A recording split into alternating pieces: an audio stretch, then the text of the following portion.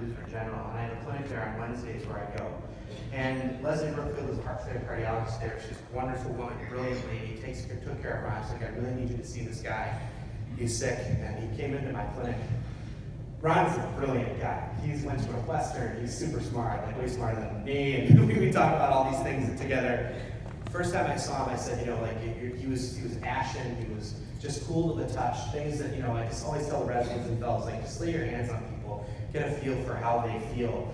And he was like, he was inquisitive, appropriately inquisitive. What's the survival kind of things? What do you want to talk about? Heart pump, surgery? Like I take care of my mom, I think, right? We were talking about all these appropriate questions. And I lost Ron. I don't know where Ron went. And then Ron showed up in my clinic after he had had surgery for his gallbladder. And Ron looked terrible. And he had a little bit of biliary anemia, a little bit yellow, but he had showed up with what I really think is right heart failure and some biliary sludge, and he ended up getting gallbladder surgery. And during that period of time, is that correct? Mm-hmm. I'm right? Yes. During that time, he went into shock liver and renal failure. He was critically ill in the ICU, and luckily made it back to clinic. And this is not uncommon, actually. It's happened to at least 3 other patients of mine. That in the period of sort of evaluating them, where you think they have, sort of low output, low cardiac failure, there's other things that go wrong. So I just want to thank you for coming back to clinic, making it and surviving, and tell your story a little bit. So thanks for being here tonight. Okay.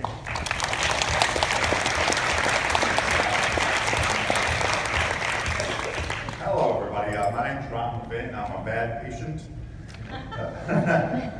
My journey here today began about 8 years ago when I began to experience fainting spells and shortness of breath.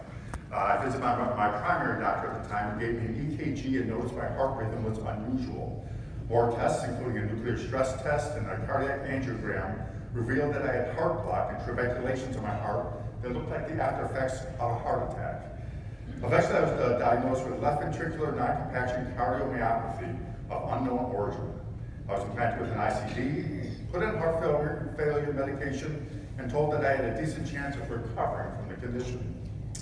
7 years later, however, I not only not recovered, but my condition had deteriorated to end-stage heart failure.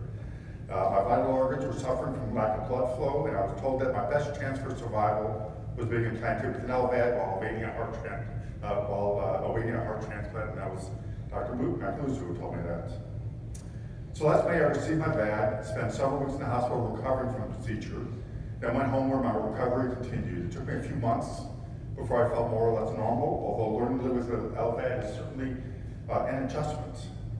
Today, I feel good and can live a fairly normal life, except for the fact that I have to constantly wear this controller and batteries, which also means I can't swim, showering is more difficult, and I can't get out of bed as quickly as I would like. However, I'm very happy to be alive, which probably wouldn't have been the case prior to the development of this remarkable technology.